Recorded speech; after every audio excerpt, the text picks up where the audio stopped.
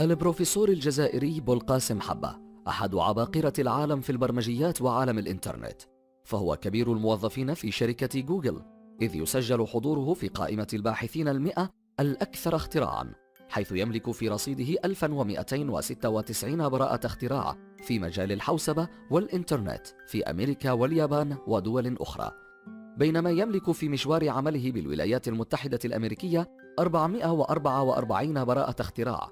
وساهمت اختراعاته في تطوير وظائف الرقائق الإلكترونية الموجهة لصناعة الهواتف الذكية وأجهزة الكمبيوتر وغيرها من أجهزة التكنولوجيات الدقيقة. من مواليد ولاية واتسوف سنة 1957، والديه ينحدران من ولاية باسكرا والتي تربى فيها فترة من الزمن. تخرج من المرحلة الابتدائية بمدينة المغير، ثم تابع دراسته الثانوية، ثم التحق بجامعة باب الزوار، وبعد حصوله على الشهادة الجامعية في الفيزياء من جامعة هوراي بوميديان قدم ملفه للدراسة في الخارج على نفقة الدولة الجزائرية، حيث تم اختياره للالتحاق بإحدى أرقى جامعات العالم، جامعة ستانفورد في كاليفورنيا، وقد نال 3 شهادات في علوم المادة والفيزياء التطبيقية، وهناك تابع دراسات متخصصة في الفيزياء التطبيقية وهندسة المواد الصلبة، وتقدم بأطروحة دكتوراه في الطاقة الشمسية عام 1988، وعمل في صفوف عدة شركات تكنولوجية رقمية.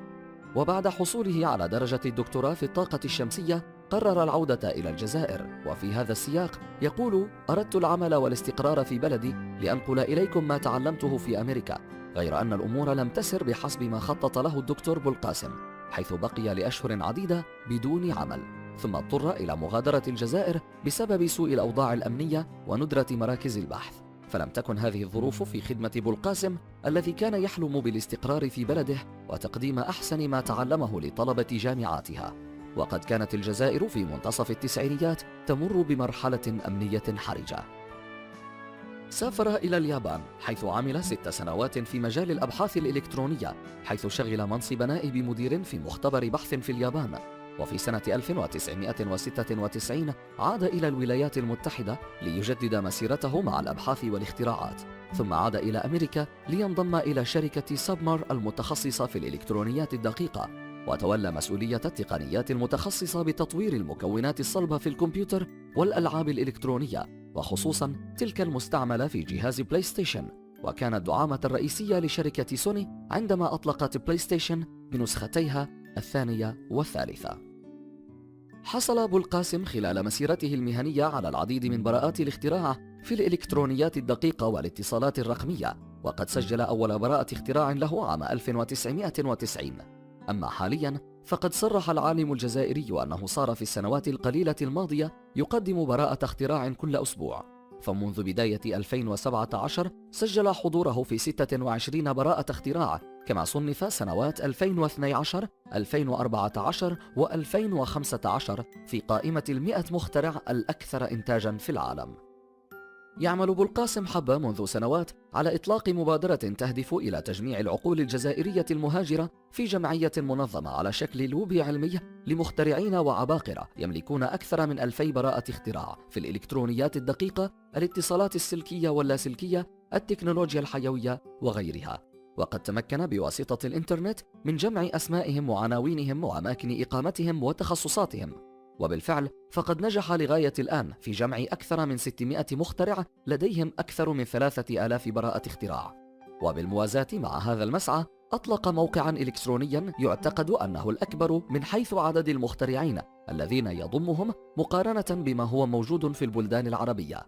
أما الحلم الأكثر الذي يسعى إلى تحقيقه فيتمثل في إنشاء مركز في الجزائر لمساعدة الباحثين والمخترعين الناشئين، ولكنه أشار إلى أن المشكلة تتمثل في كون رؤساء الأعمال لم يقتنعوا بعد بالاستثمار في مثل هذه المشاريع، إضافة إلى بعض العراقيل الإدارية. يرى البروفيسور حبة أن بإمكان الجزائر تطوير الصناعات الإلكترونية شرط تمويل الشاب من حاملي الأفكار المبتكرة والمشاركة مع الخواص في تسويق منتجاتهم، كما اقترح إدخال التكنولوجيا في المناهج التعليمية ببلاده. تزوج حبة وأنجب، وهو حاليا يعيش هو وأبناؤه في الولايات المتحدة الأمريكية، ولا يفكر بالعودة إلى الوطن في الوقت الراهن، نظرا لأنه لم يتلقى أي دعوات للعودة إلى الوطن، كما أن أبناءه يدرسون في جامعات أمريكية لا يمكنه تركهم خلفه والعودة إلى الجزائر.